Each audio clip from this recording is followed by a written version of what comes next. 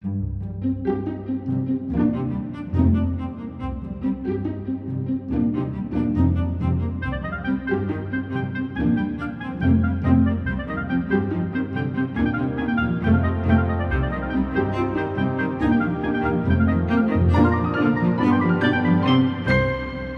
welcome to Framework. I am Al Schwartz, one of the hosts of Framework. With me, as always, is the other host, John Bernard. Yeah, me. It's me. What's up?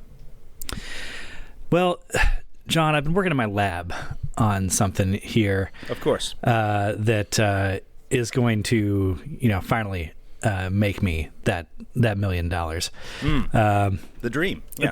Yeah. My own highly scientific, data-driven form of like a Myers-Briggs personality test for dorks. Oh, sure.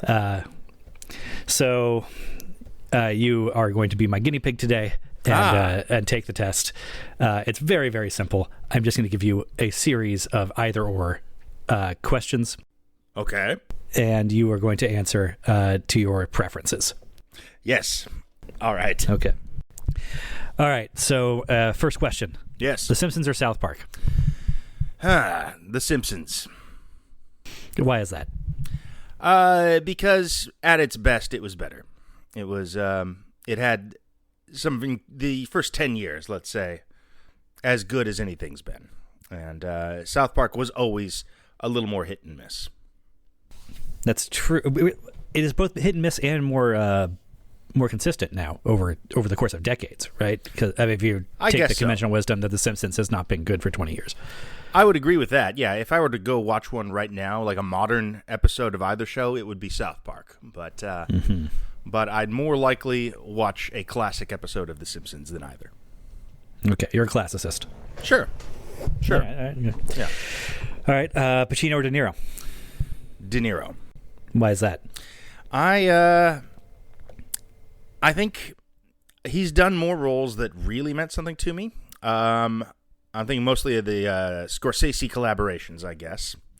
Obviously, Pacino's got some great stuff that I really responded to, both good and bad. I enjoy his silly performances as well.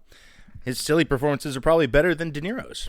But I think when you just go down the list of the great films, the great performances, I have probably twice as many De Niro's as I do Pacino's on my personal list. No, I think that's fair. Yeah, Pacino's more of a ham. Yeah, and he's good at it, and and he's got some Godfathers on his resume from the 70s, but so does De Niro. He does, exactly. But then De Niro continues to make good movies, at least until the 90s, and I think Pacino dropped off earlier. Well, I mean, Pacino made Heat in the 90s. With De Niro, yes. Yeah, that's true. That doesn't help him in the head-to-head because also De Niro is better in Heat than Pacino is. Yes, he is. All right. You're doing fine. Mm-hmm. Yeah, sure. There's a pass-fail element to this, too. You could totally fail this. Oh, okay. Sure. Makes sense. Yeah, obviously it makes sense. Mm-hmm. It's very scientific. All right. Street Fighter or Mortal Kombat? Oh, that's brutal. Okay. Now if brutality is your measure, then Mortal Kombat would seem to get the edge. Well, my wife would be very disappointed in me, but I'm going to take Mortal Kombat. Well, that's okay. I mean, the opposites attract. You need some spark in a relationship, right? That is what we fight about, yes. Yeah. Well, you got to hope that she wins everyone, because if you win, it ends in a fatality. Yeah. No, it could end in a friendship, of course. Mm-hmm. Or a babality. Which you said you won once. Yeah, one babality. It's I don't know. I think as a rank amateur when it comes to fighting games, I think Mortal Kombat rewards me a little more than Street Fighter, which I believe is for purists, at least as I understand it. But especially the new wave of Mortal Kombat games, they kind of just pick up and play. You can get better at them, and I feel that was always sort of the case with Mortal Kombat, more so than Street Fighter. At the very inception, I kind of felt the opposite, because the whole thing with Mortal Kombat in the pre-internet day was you needed to know all like the fatalities to get the full benefit of Mortal Kombat, and that felt like something only experts knew or people with access to gaming magazines that You're not wrong. my Yeah. parents wouldn't buy me. I guess once the internet sort of became everywhere, that was trivialized. That is no longer a hurdle, really. Yeah, and I mean, I think if you went to E-Games, I don't know. I imagine they play all major fighting games, but Street Fighter feels like it's made for people who take it pretty seriously.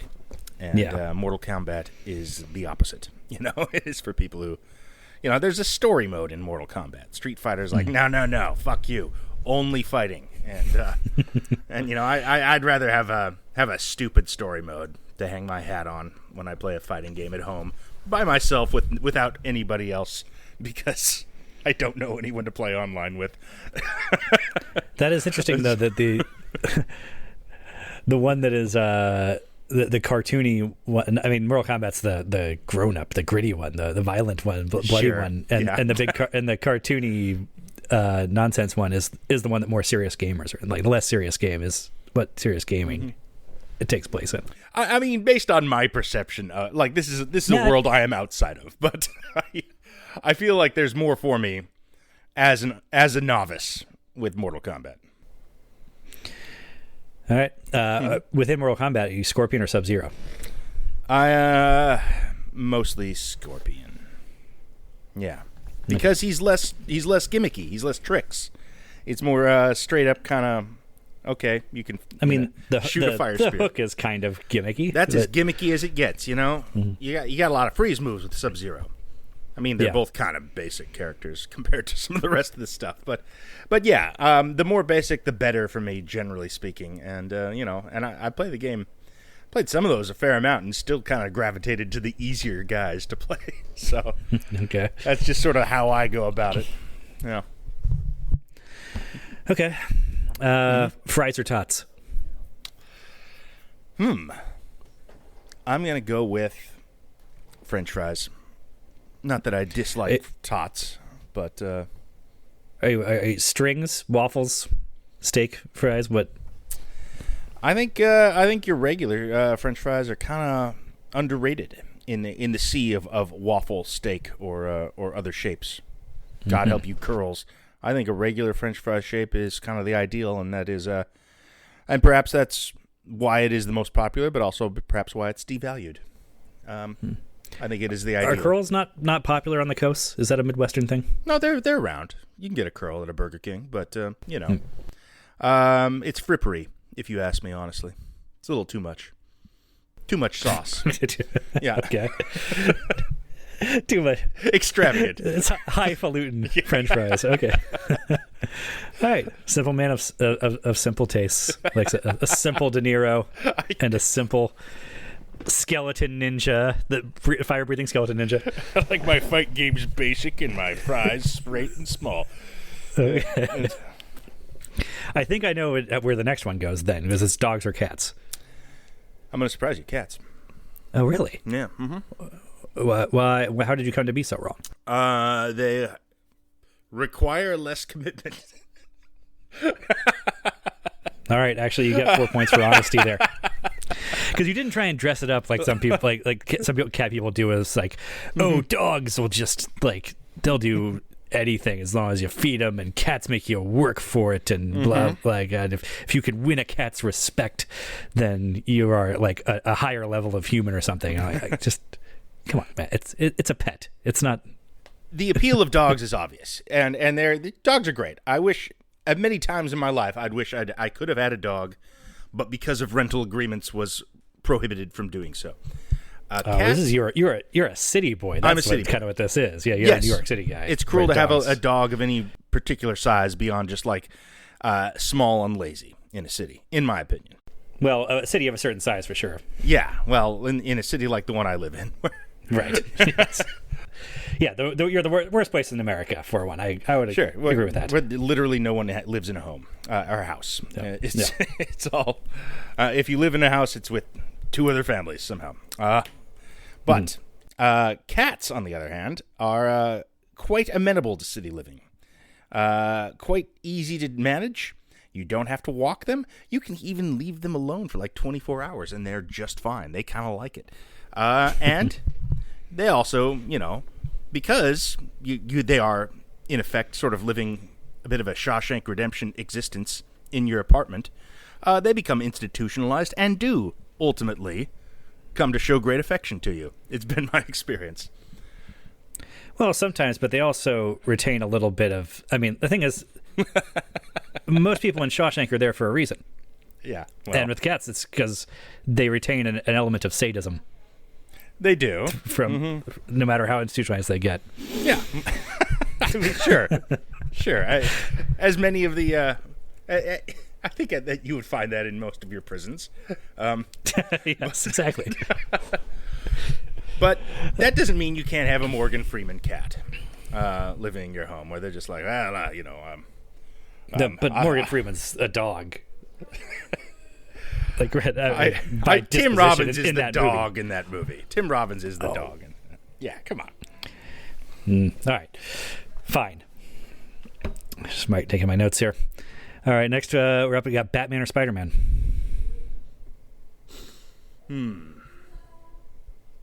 Batman. Okay. Yeah. I thought maybe the New York City of it all would drag you towards Spider-Man, but Yeah. I guess Batman's kind of from New York City too. Kinda. Sort of hell, New York. Yeah. That is tough. I think I don't know. I think I missed Spider-Man when I was younger. I kind of had no real relationship with him before the Tobey Maguire films, and Batman, of course, was a much bigger part of my childhood because of the Tim Burton film and the animated series. So I think that just gets it on legacy, and you know, I think they both have such good rogues galleries, but the Batman one's better. And Yeah, the Batman's one's better than any, but Spider-Man, I guess, is probably next in line. Probably. Gotta be. Gotta be. There's some fun X-Men villains, I guess, but Sure. But no, I give it to Spider-Man. He's got Dr. Octopus, for God's sake. Just, Yeah, and the Green goofiest. Goblin. There's a lot of fun Spider-Man villains.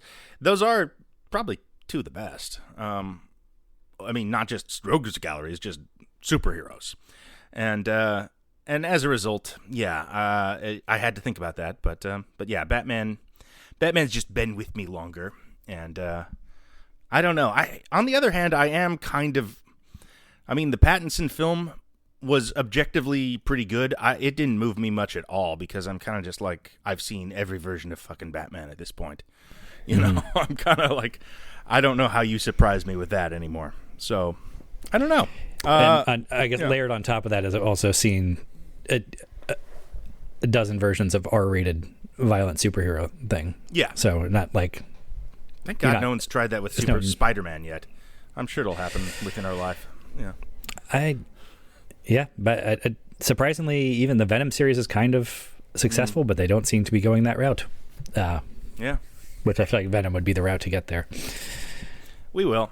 I guess we're knocking on the door with Venom, right? I mean, it's something that could happen not just within our lifetimes, but within the next 5 years.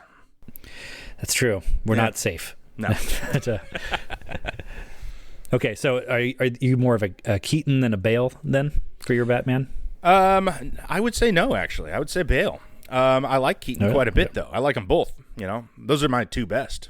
Definitely my favorite two Batmen. But yeah, I do believe, you know, kind of unoriginally, that the Nolan films are a high watermark, and I really like them. We've talked about this For sure. Yeah. So we haven't talked about the Keaton ones very much, though, and Not they really. were, you know, they're real good. They slotted kind of dead center in our childhood. So Yeah, I love them. Awesome. Really cool. But I don't know. Yeah, I mean, they are good. They are more... the bad guys are what makes those great, though. As good as Keaton is. I mean, the first film is about the Joker. It straight up is a Joker movie. for sure. And the second one's a Catwoman movie. Yeah. Yeah, but there's no question though that it's Ledger over Nicholson. Yeah, that's true as well. No, I mean no 0 points for originality, but that's because there's a correct answer here. Right. Which is not Right, to what say about- Nicholson's bad. Nicholson's really good. I really like that performance. It's a universal monster Joker. It's fun. Yeah. How about Maguire or Holland? That one's a little less clean cut for me. I think Holland actually summons everything that I understand about that character probably really well. That said, something about Maguire. He feels like a little more honest, a little more Really? oddly verisimilitude to that performance. He feels kind of like a real underdog in a way that no one else who's played the role has. The exact opposite for me, because Really? I've come to think that Maguire is actually one of the lesser pieces of the Raimi Spider-Mans, because I feel like he is sort of doing nerd caricature, which is weird because he has the vibe of an actual dweeb. Exactly. But he doesn't seem to be playing the type of dweeb that he actually is. I can kind of see that. I do think he is not, like, if DiCaprio had played Spider-Man at that point, say, I think that would have been a bummer. Yeah, that would... That was the rumored James Cameron version of Spider-Man that almost happened instead. And that seems like the obvious thing that Hollywood would do. And no, they went ahead and cast an actual nerd who didn't really play leading men very much. And if he did, they were nerds. They were loser leading men, like in, Pleasantville or The Ice Storm, that sort of thing. So all credit there. I think that was actually really smart casting. And a sort of a secret key to those things working as well as they do. Yeah, I know you're wrong. They could have gone a lot worse very easily. Mm-hmm. But I do think the Holland characterization of Spider-Man, to me, like I said, that's like my Spider-Man that I grew up with. That feels like the guy right out of the comic books, yeah. Mm-hmm. Yeah. Despite the fact that it's a very different environment in the movies than the comic books in terms of being introduced as an Avenger recruit, and that's not at all. Like, Spider-Man was separate from the Avengers for my childhood, but the Peter Parker characterization is there. I think it's, to split the pig a little bit here, it kind of does come down to I think Holland's a better Spider-Man with not as good movies around him as Maguire gets around him. I mean, really, I think it's mainly just Spider-Man 2 is a really great movie. It's right, yeah. my estimation. But the first one has Defoe, so it's a bit of a toss-up for me there. Yeah. All right. Yeah. Blazing Saddles or Young Frankenstein? Blazing Saddles. I mean, tough. Just because you prefer the racial invective. Yes, I think that's really funny, hearing a bunch of N-words in a movie. They could never make that movie today. Let me tell you. Okay. It's funnier. It's just a little funnier. Young Frankenstein is such a good satire of the Universal monster genre. It hits its target almost too well. I don't want to. There's nothing wrong with Young Frankenstein. It's just sometimes it feels like a real movie, which is good. But Blazing Saddles is just outrageous Looney Tunes shit, top to bottom, and right. And I laugh more during that. It's more subversive. It crosses more barriers. It has I was going to say more incomparable performances, but that's not true. They both have those. So they do. They're real good, both of them. It's so crazy he made those in 1 year.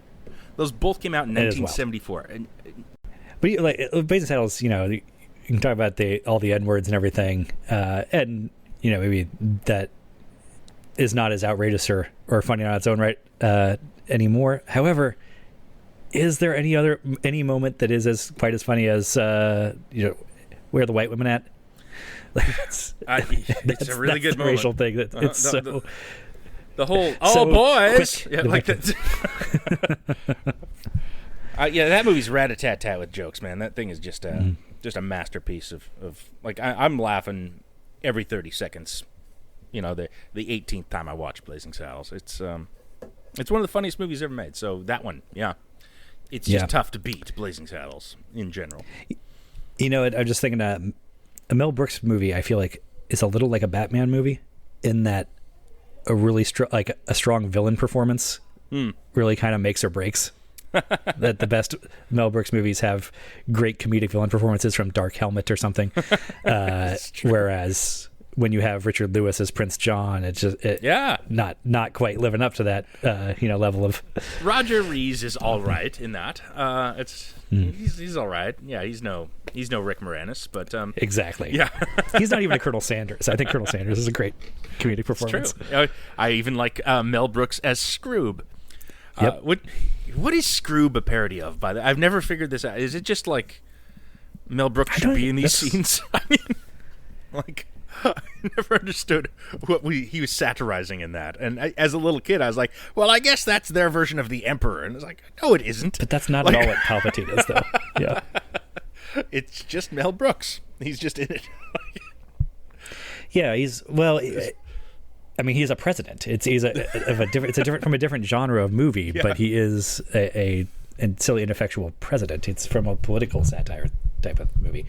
It's weird. So, yeah, that's not a great film. No, Spaceballs is not. no, it's got Rick Moranis, but it's not a great film. Is that Bill Pullman's best work? I feel like that would be an underhanded. No, he's not great in it. Is the truth. He's serviceable in it. So what is he great in? Independence Day? Like what? You know what? He is pretty What's good the in best Independence Day. Zero Effect. Zero Effect is Bill Pullman's You're right. best That's performance. All right. That's a proper movie nerd answer. You're right. Yeah. Followed by The Last Seduction. Yeah. Okay. You can throw in Lost Highway if you want to be a particular type of. Yeah. All right. Switching nerd lanes. Zelda or Final Fantasy? Ooh. I don't know, man. Ooh.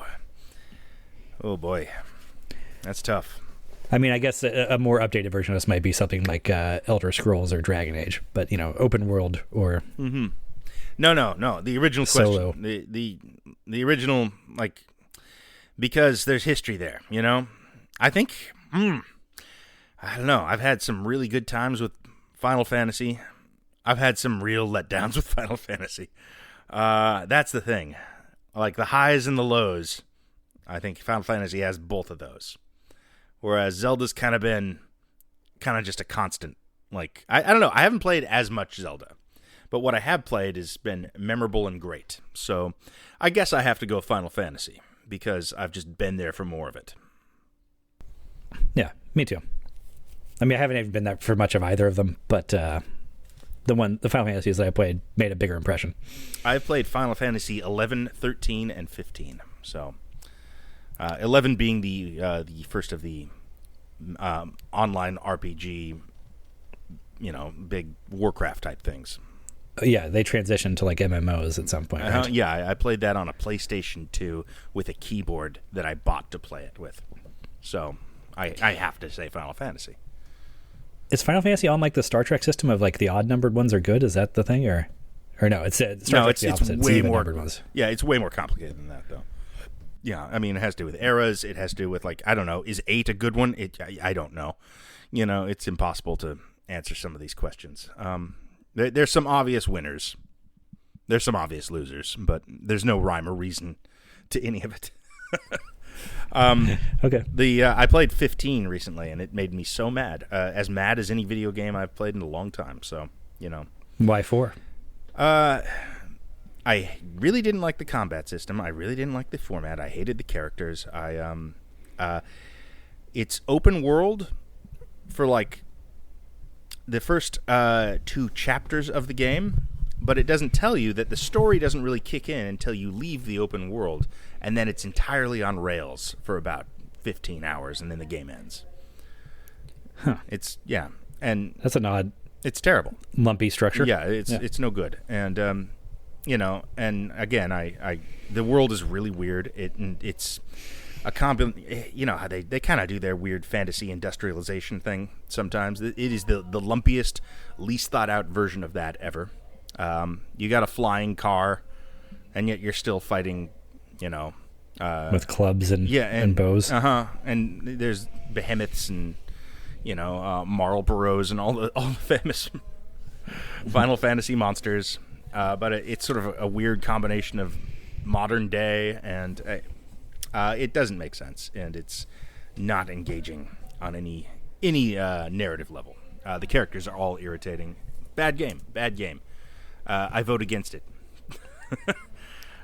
So wait, did Zelda just come back into the lead, or you're sticking with Final Fantasy? I'm sticking with Final Fantasy because you know what? I haven't even played Breath of the Wild. I just haven't played a lot of them. And I'm sure there's some great Zelda games I haven't played, but aside from the original, I'm talking like the Legend of Zelda NES, came with the gold cartridge. That's really the only one I completely played the shit out of. I played Link to the Past. I played a few of the others down the line, but kind of once For me, I stopped the only one. Ocarina of Time on 64 is the only one that I actually completed. That one I played too. Yeah, for sure. That's a good one. Yeah, but I think that was the last one I completed too, or even really played at all. So yeah, that's it has to be Final Fantasy. Mm-hmm. Okay. Evil Dead 1 or Evil Dead 2? 2. It's just a masterpiece. Okay. Yeah, I mean, one's great, but yeah, it's there's just very few films that can do what Evil Dead 2 does. It's a pretty incredible cocktail. And one is upsetting. One is a gross movie, and I appreciate that. Right. And it has a role in my childhood because of that. But I haven't watched Evil Dead the original 15 times as I have Evil Dead 2. Yeah, that's fair enough. Mm-hmm. I mean, I think the people who would choose Evil Dead 1 would cite that as their reasoning as well. That the grossness of it and the rawness of it. That it's more in line with a Texas Chainsaw than what would become an Army of Darkness. So. It's a crazy arc to get from Evil Dead 1 to Army of Darkness. And it's wild that there is a movie that completely bridges that gap perfectly. That is true. That's really one of the only.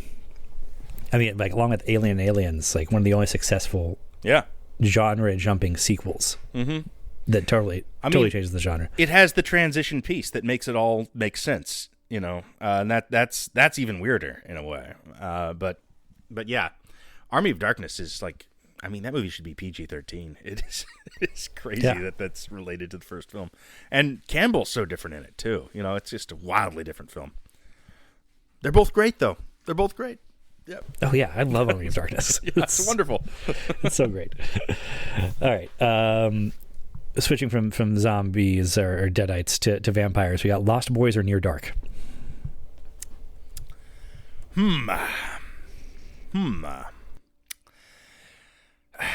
I mean, Near Dark is the better movie, but does that mean Lost Boys. I'm picking Lost Boys.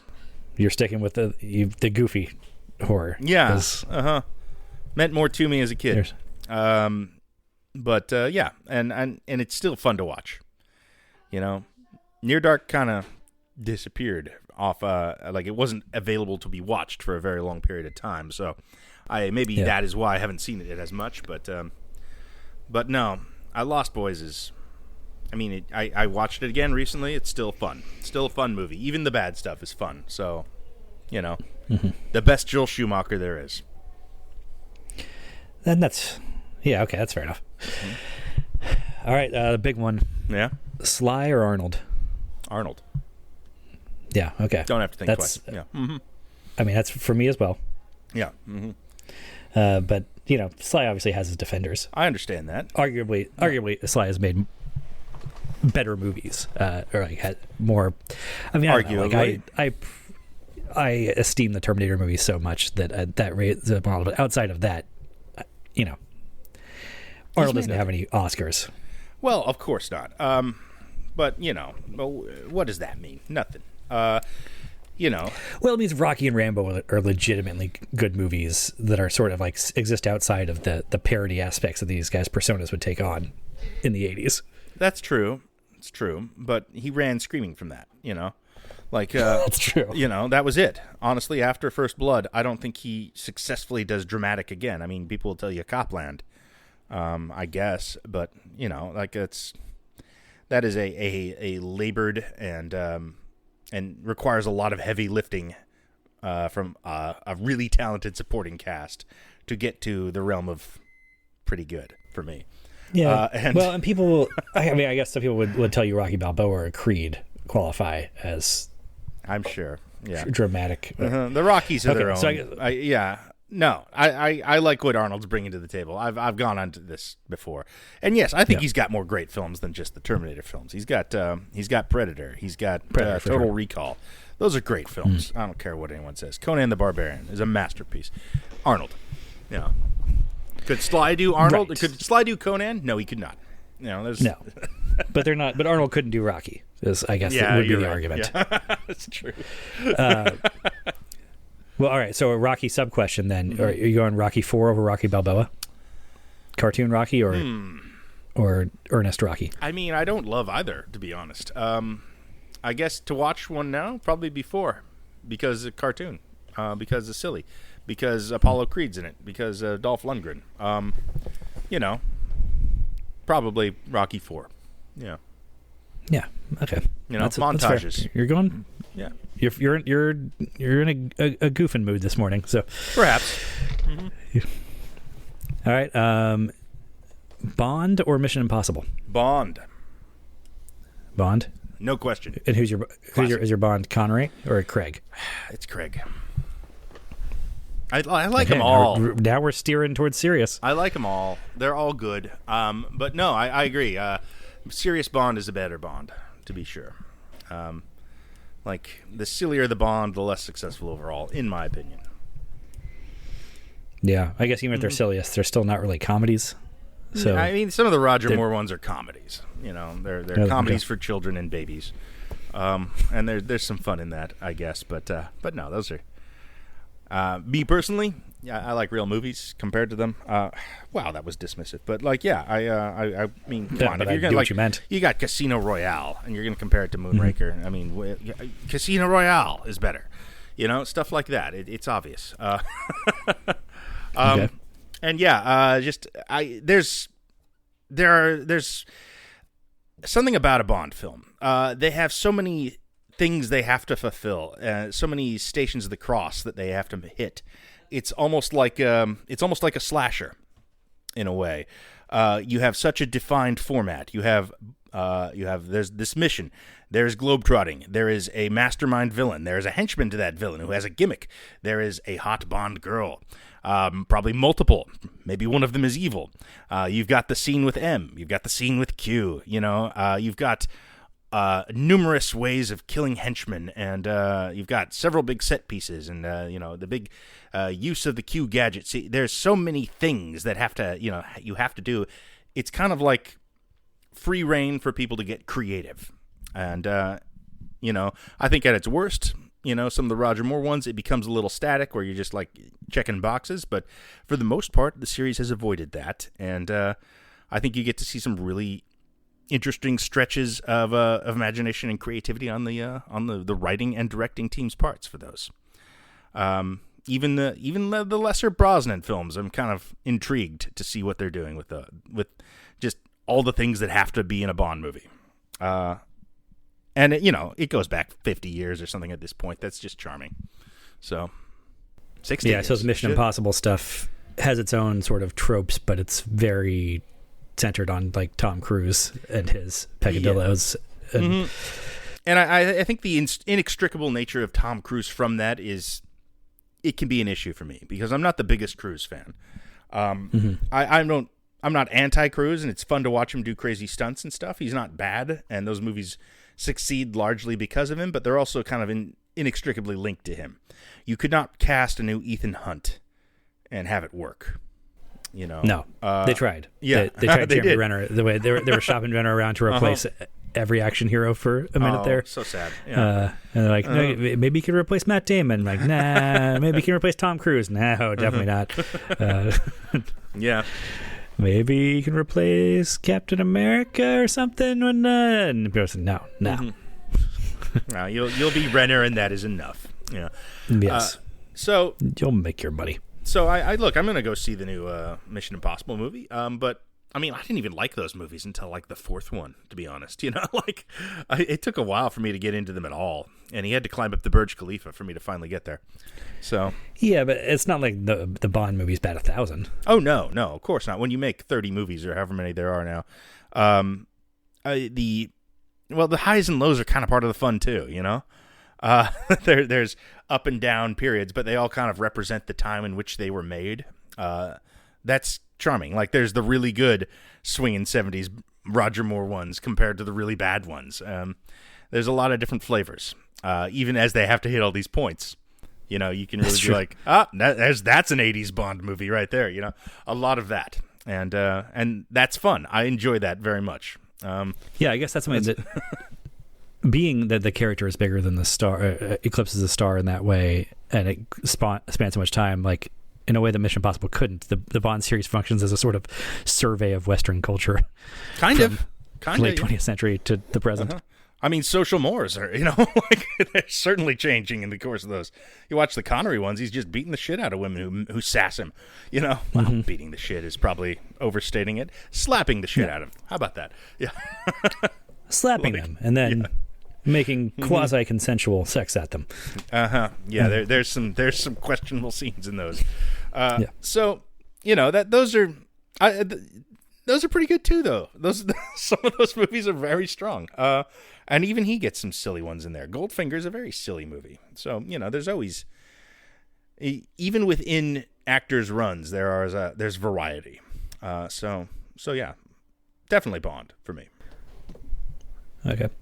All right. Fargo or Pulp Fiction? Oh, I hate this. This I hate. I hate it.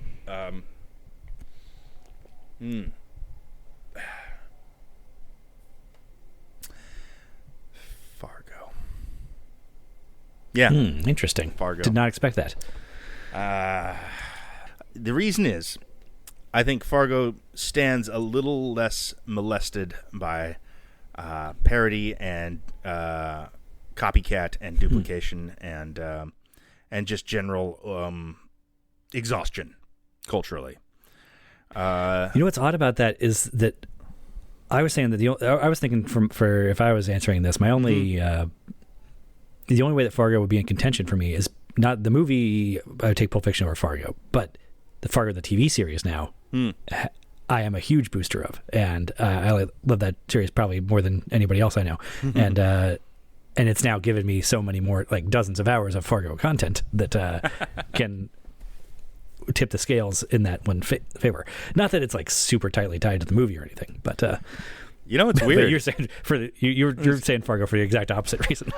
Well, it's odd. Pulp Fiction actually could totally support a show of that nature. They could totally do a Tarantino style version of Fargo the TV show and call it Pulp Fiction.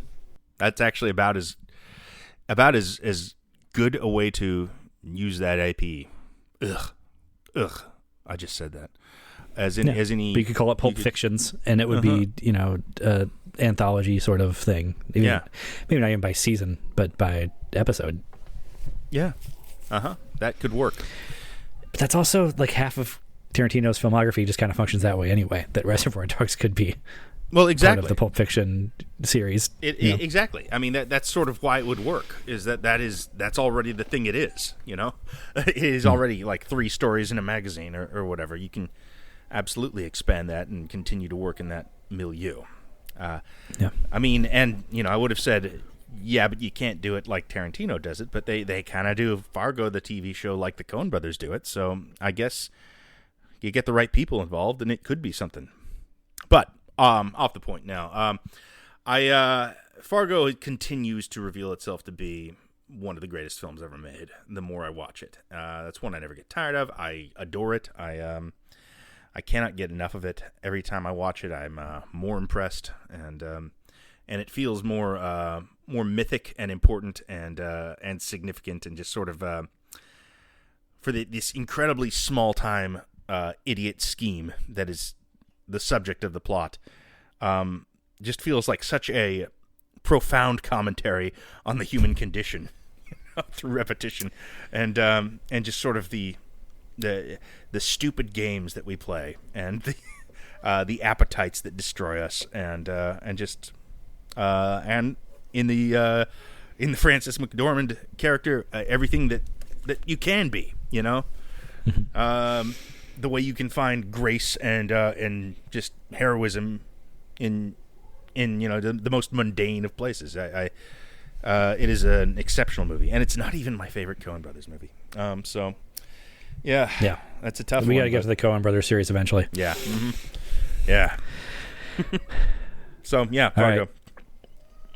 Fair. All right. You asked me tomorrow, it might be Pulp Fiction, but yeah. There's a few of these that I assume would function that way. Right. But sausage or pepperoni? Sausage. Yeah, I don't have much to say on that, but yeah. No, that's for me. Sausage mushroom would be my go-to. On occasion, a pepperoni green pepper is what the day calls for, but sausage is a safer bet. All right. Thai curry or Indian curry? Thai curry.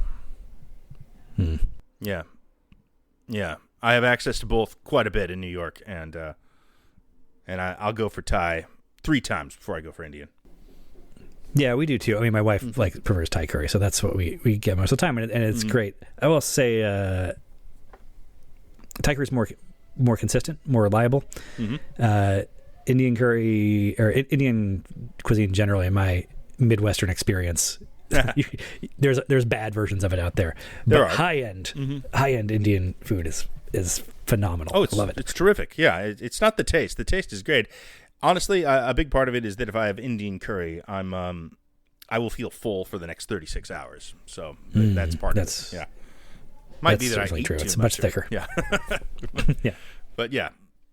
So that guides my choice too. Fair enough. Pad Thai or Pad See Ew? Pad Thai. Pad See Ew over here for sure. Okay. I mean, they're very similar dishes.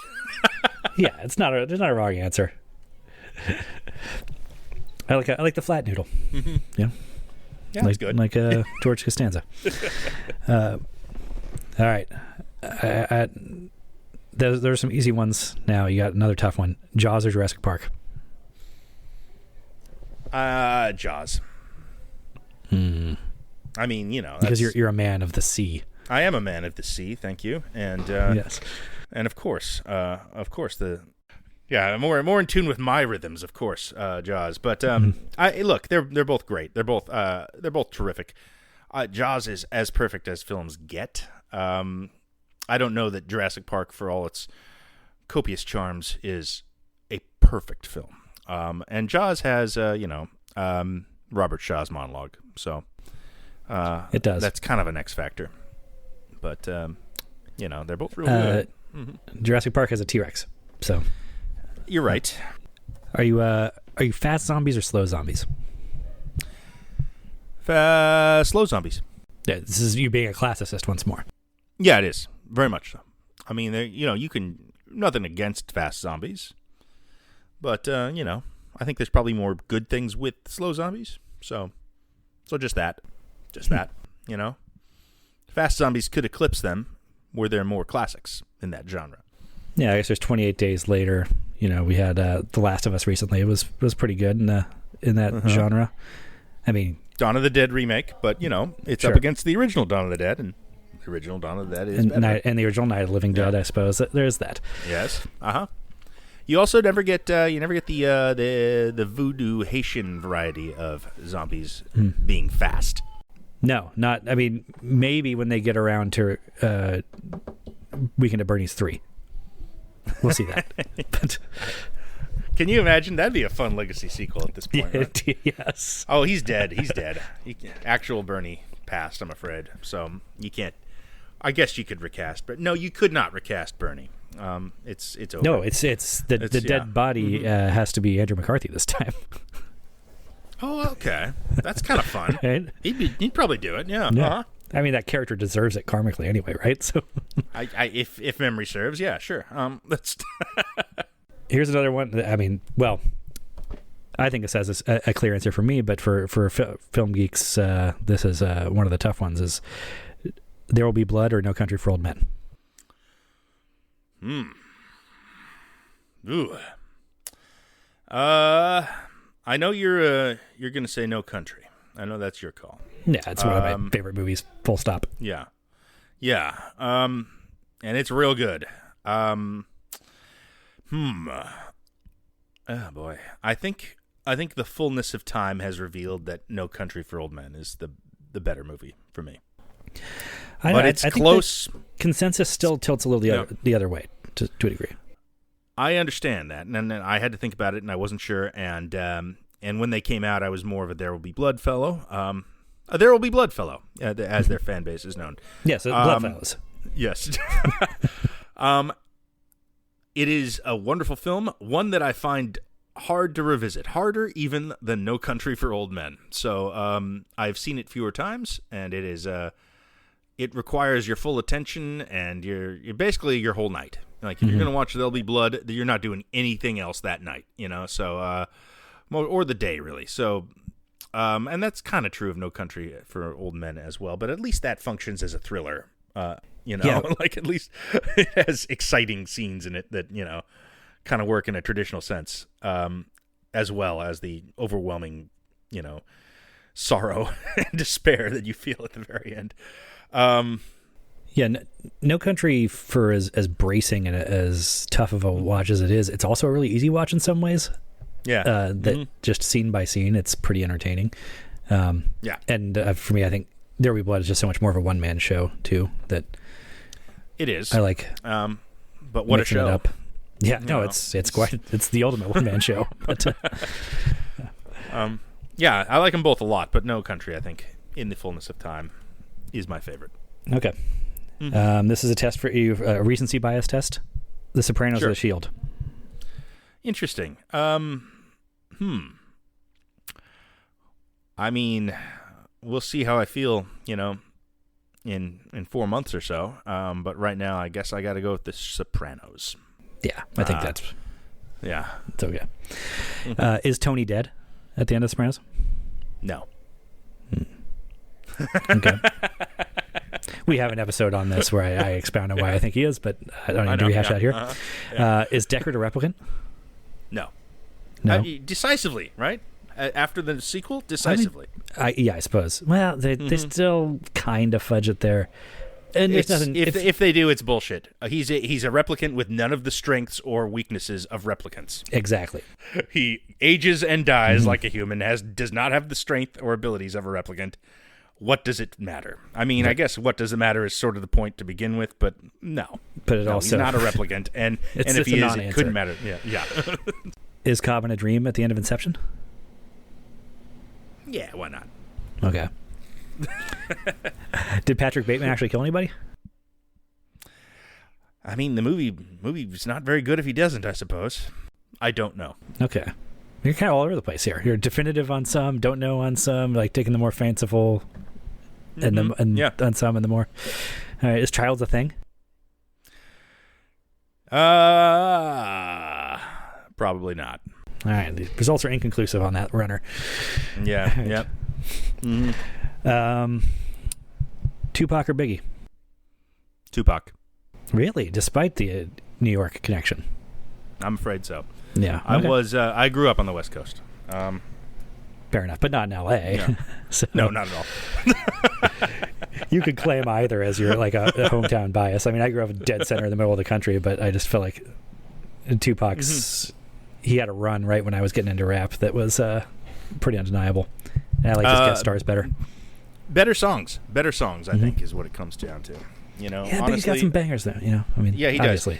Does. But I think overall, Tupac had more. Yeah, and he had.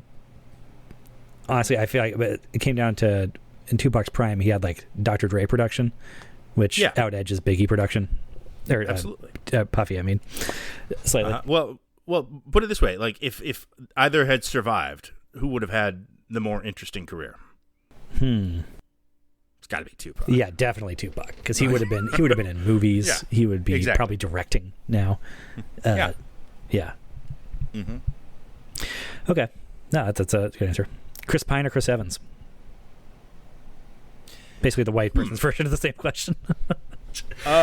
Chris Pine, I believe. That's got to be recency bias, right? Because from the Dungeons and Dragons movie. No, he's always been that. They're both good, fairly interchangeable. I think Pine has more of an edge.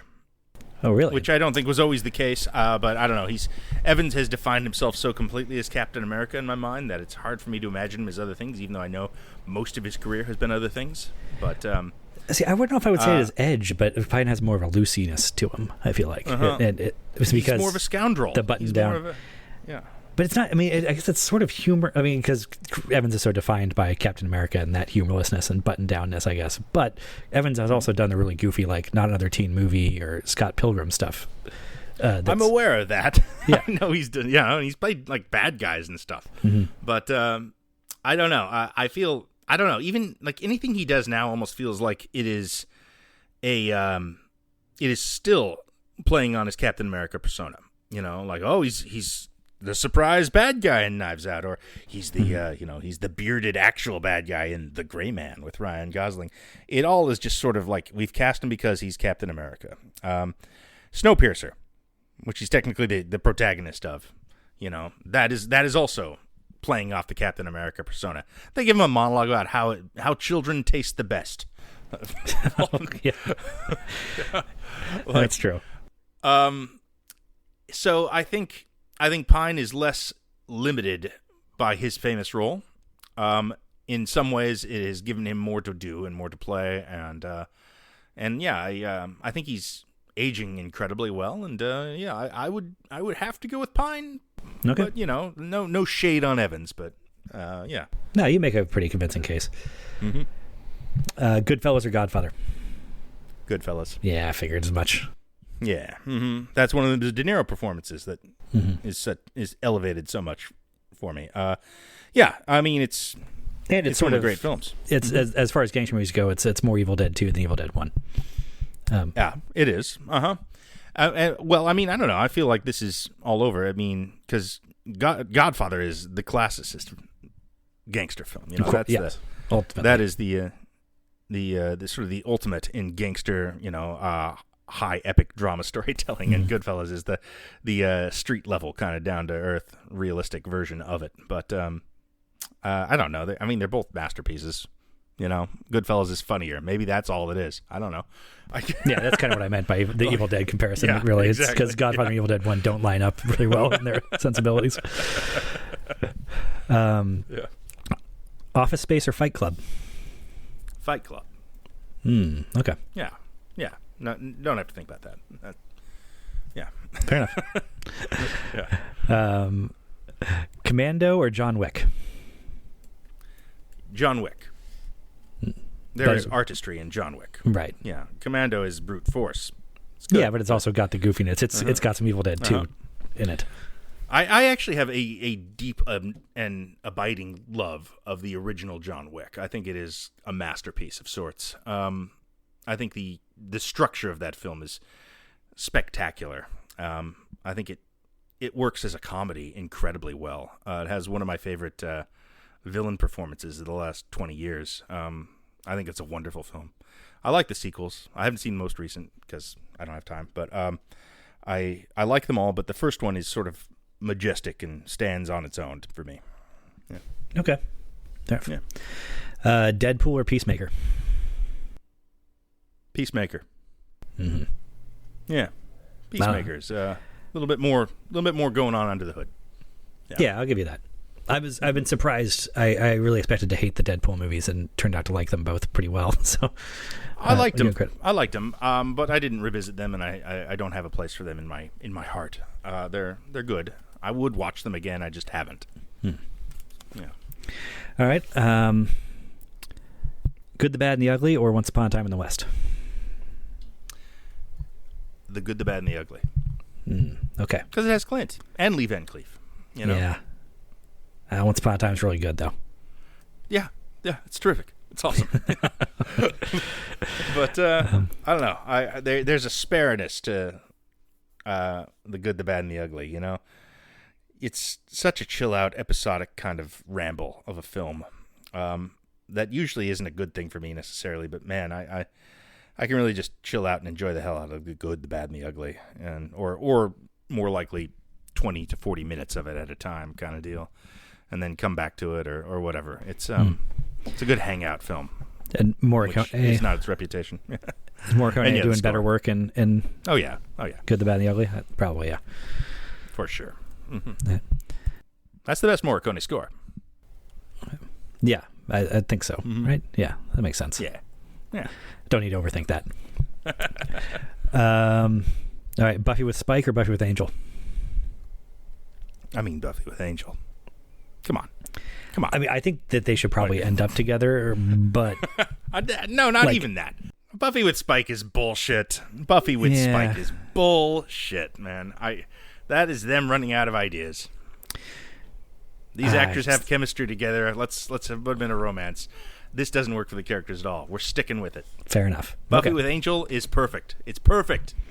Yeah, but it's kind of the perfect thing is that they can't actually be together, and then yes, that's what gives it all its juice. So it's like failed romance. Yeah, it's okay. I don't want them together. I'm not shipping any of these groups. I'm shipping Buffy and Xander. How about that? Just make nobody happy. All right. All right. Shaun of the Dead or Hot Fuzz? Shaun of the Dead. I'm more of a Hot Fuzz guy. I just the jokes there work better for me. Yeah, that's fair. They're all good. Shaun of the Dead, I feel like, I don't know, has an emotional core, I think, that really works, like, surprisingly, better than you would ever expect. And Hot Fuzz is, like, not even trying for that. It's going for something else. Something a little bit more, I don't know, a little shallower, but it is funny. It is very funny. And I like all three of those films enormously. So, yeah. Point Break or Speed? Point Break. Yeah, that's the right answer. Yeah, for sure. The Swayze factor brings it over. I mean, not that Hopper's not trying, but no, there's plenty of good stuff in Speed, but but Point Break, this California surf culture, Gary Busey, John C. McGinley, the skydiving. Yeah, it's that one. He's named Johnny Utah in it. That's right. Yeah, Jonathan Utah, Special Agent Jonathan Utah. He was going to go pro, but he got hurt, so he had to join the FBI. Mm-hmm. That's the thing about Johnny Utah. And they say, this guy is perfect for our next undercover operation. This national celebrity. All right, with the most recognizable name and punchy, memorable name on Earth. He caught his first tube today. Yeah. That's right. Road Warrior or Fury Road? Fury Road. Fury Road. Okay. Yeah, they're very similar movies. Fury Road just has, spikier cars. That's it. Yeah. Well, I mean, it's got Furiosa. No, I do think character, I guess, would be the argument I would make there. I do think it's the better film in pretty much every way. Actually, it's really, really, really good. Yeah, hard to overstate how good Fury Road is. Yeah. But they actually launched that guy off the motorcycle and made him do like 6 flips, and he must have been killed, right? That one guy that goes ass over the handlebars. Fairly convinced that they covered up some deaths on the sets of most of the original Mad Max trilogy. I would think, like, certainly the first 2, somebody died. Certainly, like, I have to, and they just didn't keep records as well in the Australian outback where they were shooting it. Yeah. Okay. Here's a tough one. Speed 2 Cruise Control or Under Siege 2 Dark Territory? That's not tough. Under Siege 2 Dark Territory. Oh, really? Yeah, there's nothing good about Speed 2 Cruise Control. There's nothing good. It doesn't involve Steven Seagal is the main thing. That is nice. I do appreciate that. But Jason Patric is, it has Defoe. Jason Patric is, is the anti... I mean, he's not as morally objectionable as Steven Seagal, but it's hard to even say what he's the anti to. Like, what is his? He doesn't have an opposite because he's not a pole of anything. Yeah, he's no good. That was a foolhardy piece of casting, and not only that, a cruise ship is not exciting to watch go fast. Not at all. Yeah, that's a good point. And yet, Under Siege 1 does have a boat, I guess, but it's not built on, this is a speeding aircraft carrier that we have to stop or anything like that. No, but I mean, look, the deal with Under Siege 2 Dark Territory is they go into dark territory at one point. That's true. And you can't see it in a satellite because it's dark. That's the whole idea. I mean, check and mate. That's it. But the thing about Speed 2 is that Willem Dafoe is actually in control of the cruise. The bad guys in Dark Territory are Eric Bogosian and Everett McGill. Now, I know Willem Dafoe. You know I love Willem Dafoe, but that is the least course. interesting villain performance of his career by a country mile. Ooh, yeah, I guess so. Yeah. Oh man, is he not engaged? He is there to be on a boat, and that is it. And it feels like what everyone's there for. That's a very bad film. Dark Territory is a fine film for Seagal. As the Seagal films go, it's probably one of the better ones, and also has Morris Chestnut and Katherine Heigl, and who else can I name from that? I don't know. I got pretty much everybody. I got Bogosian as well. Yeah, you got Everett McGill and Bogosian. That's all that was required for your geek card to remain active. Mm-hmm. Good. Baseball or football?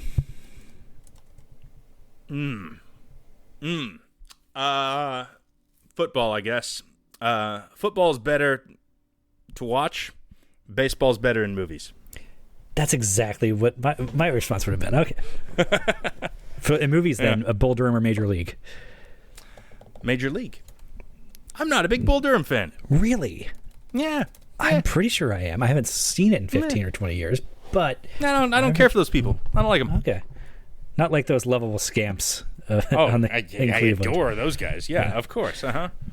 Yeah. Okay. Who's that guy? Jobu is his god. Dennis Haysbert's character. Yeah, Dennis Haysbert. God, I love him. Pedro Serrano. Serrano. The best. Uh-huh. Yeah, but this is, your anti-Robert Wool bias is showing once more. Uh-huh. Yeah. As it always will. Mm-hmm. Yes. It always proves out. Mm-hmm. Jackass or Borat? I never considered that. I guess I got to go Jackass. Mm-hmm. There's a purity to it. There is. Borat is, I think, maybe the most impressive feat of performance of this century. Yeah. Having to do that all live and improv against an adversarially, not just improving the way a Christopher Guest movie would. Right. But yeah, the way it has to set people up to expose themselves in real time against their will, while also be doing at this ridiculous level of caricature is outrageous. I cannot believe he came back and did a sequel, I don't know, 15 years later, and it was really good. That's insane. That is insane. Jackass, though, they just get hit in the balls over and over and over again, man. Over and over and over again. Have you seen the most recent one? There's a joy to it. No, I have the not. Fourth. Wait, or maybe how long ago did that one come out? No, I did. Yeah. That's the one with the new last kids, year. right? Yes, and they're old now. They're old, and they're just like, what the fuck? Why are we still doing this? Oh well, better get in the bull. Because they can't stop themselves from laughing hysterically whenever one of the other ones does it. It's so charming. It's so adorable. Have you seen those movies in theaters? There's some I saw the first two in theaters. It is, and they were magical. really, truly incomparable experiences. Yeah, it's one of the best theater experiences you can have, seeing a Jackass film, on an opening weekend, something like that. I mean, and unlike, say, something like Paranormal Activity movies, those are really fun to see with a crowd. You don't need the crowd for Jackass, though. You can still kind of just watch that at home and be like, oh my God, he did it. And I don't know, there's a purity to it that is undeniable.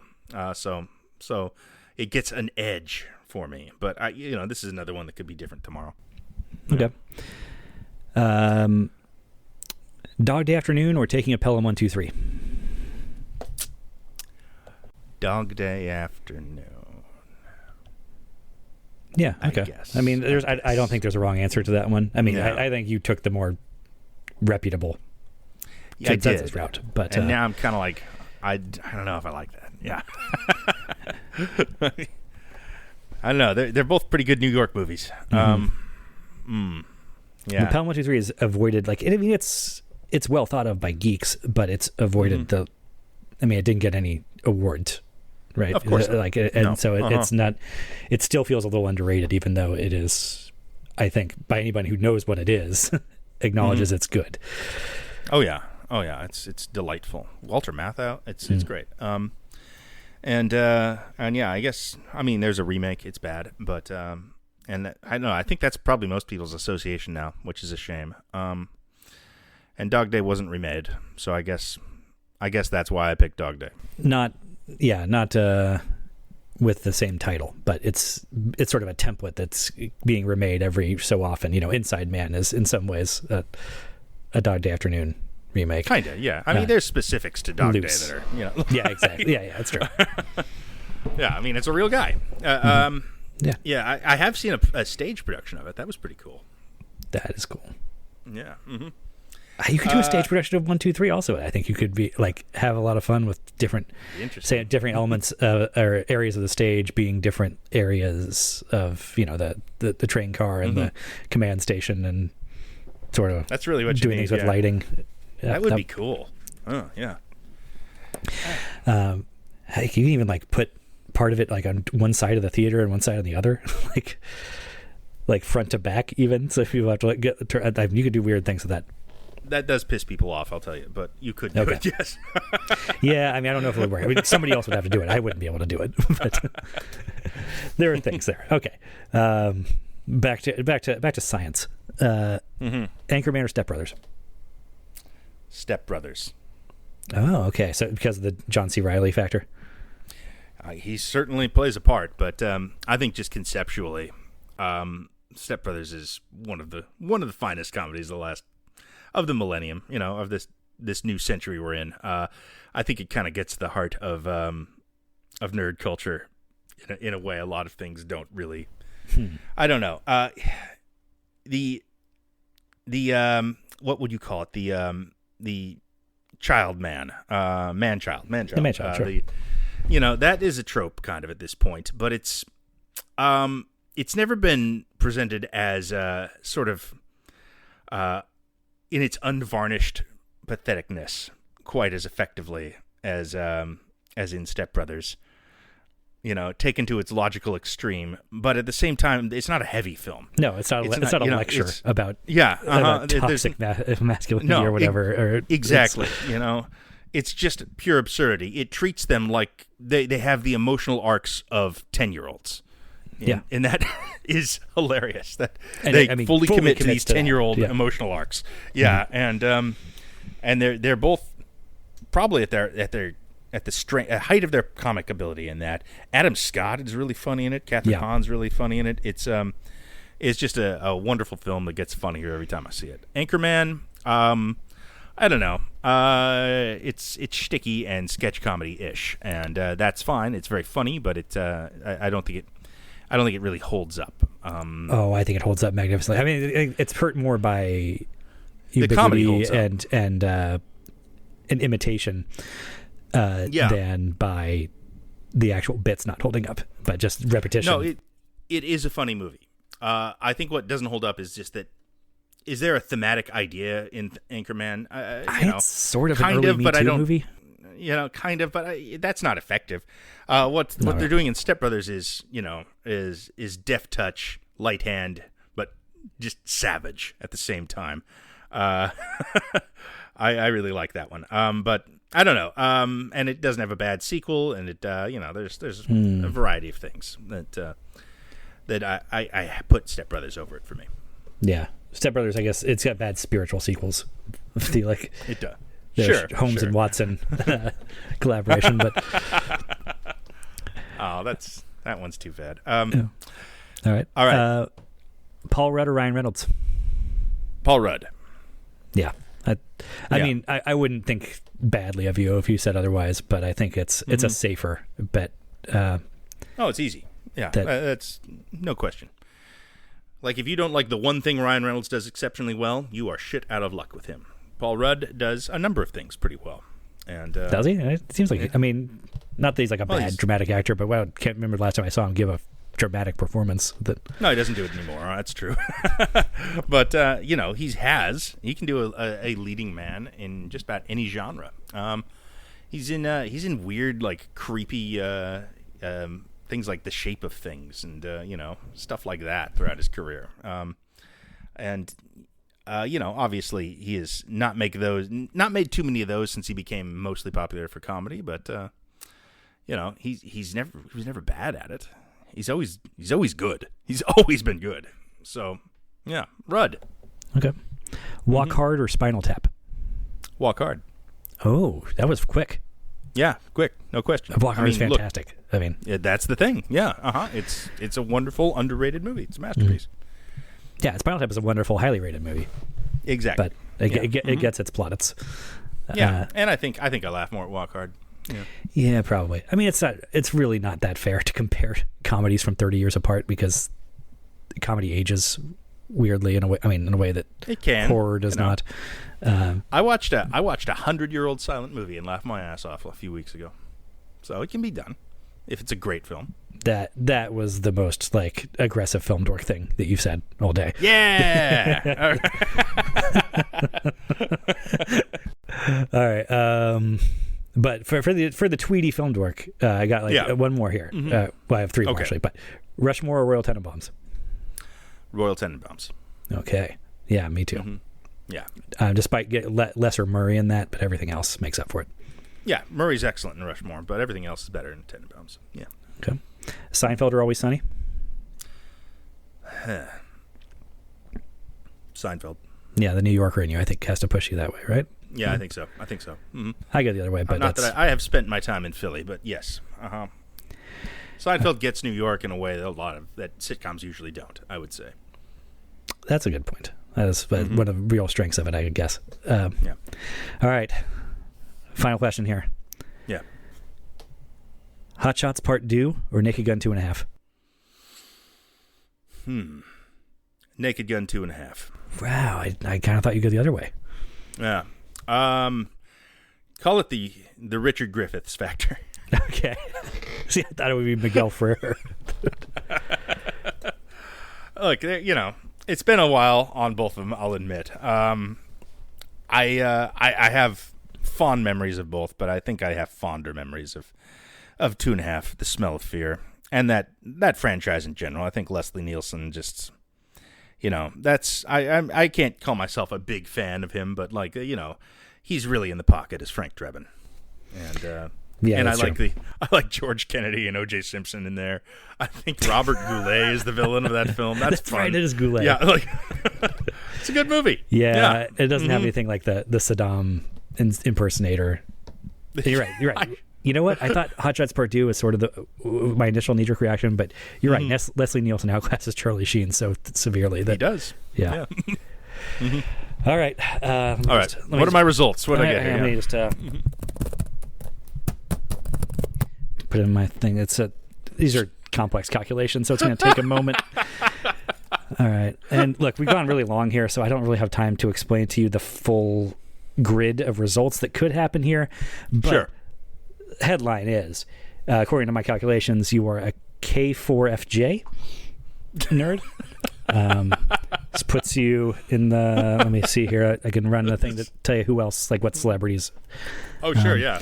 It says you're akin to a Sonny Liston, Eva Braun, or the Blue Power Ranger. Yeah, I got some combination of that. That sounds right. Okay, yeah. So I learned a lot about you today. Okay. All right, and I learned a lot about myself as well, I think. This has been quite revealing. Thank you very much, Al. All right, we'll do something real next week. Okay, very good. Thank you, sir. Bye. Bye.